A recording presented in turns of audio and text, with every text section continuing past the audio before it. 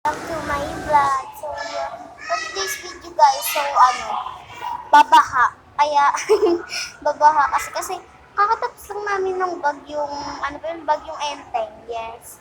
Bagyong Enteng yun. Tapos lumabas na siya. Lalabas pa lang pala siya. Lalabas pa lang siya ng,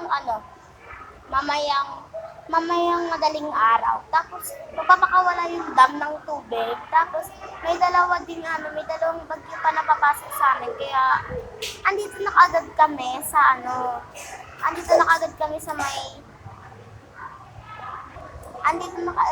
guys sa may evacuation center. Yes, we are here.